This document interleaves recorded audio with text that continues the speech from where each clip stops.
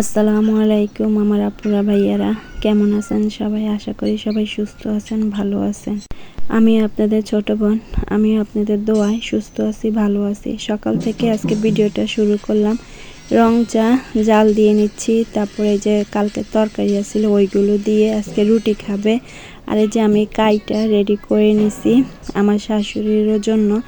আলাদাভাবে রুটি বানানো লাগে, তো ওনার জন্য রেডি করে নিছি। আমার ভাগিনের জন্য দুধ চা বানাবো, আমরা খাবো রং চা।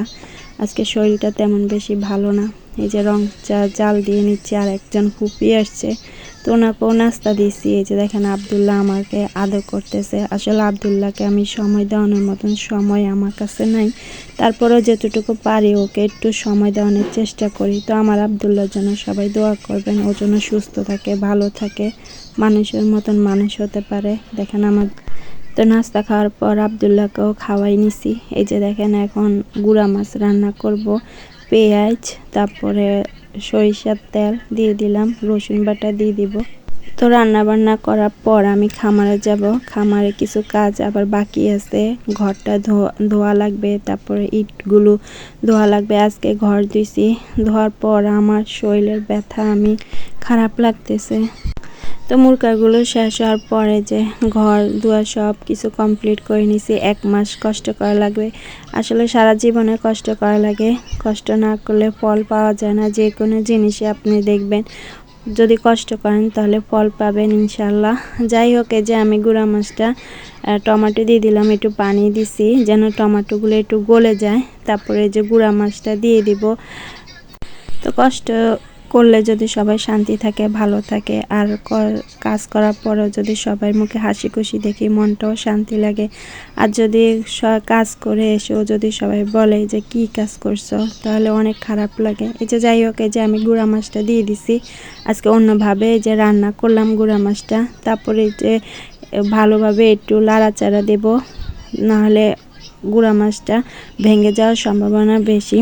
তো আমি হালকাভাবে একটু লাড়াচাড়া দিছি। তারপরে এই যে পানি দিয়ে দিব, অল্প করে পানি দিব যেন গুঁড়া মাছটা ভালোভাবে কষানো হয়। তা আমি আজকে একটু জলপি দিব, জলপি দিলে একটু ভালো লাগবে, টক টক লাগবে। আসলে আমাদের ঘরে একটু টক সবাই পছন্দ করে। এই যে দেখেন আমি জলপি দিয়ে দিছি, আপনারা যেরকম টক খেতে চান ওরকমভাবে দিবেন। তা আমি টক দিয়ে দিছি, এই যে ঢাকনা দিয়ে দিব।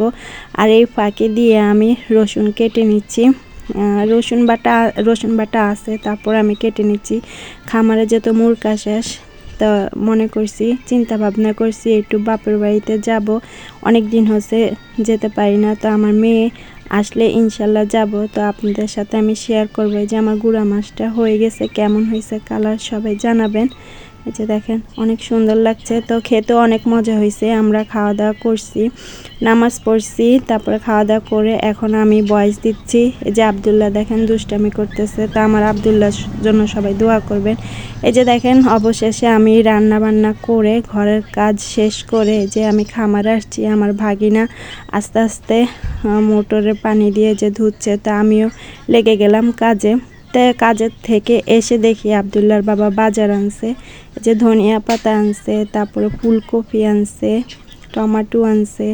এই যে টমাটো আনছে, কত সুন্দর লাগছে টমাটো। তারপরে এই যে সিম আনছে। তো কেমন হয়েছে আমার ভিডিওটা সবাই কমেন্টে জানাবেন।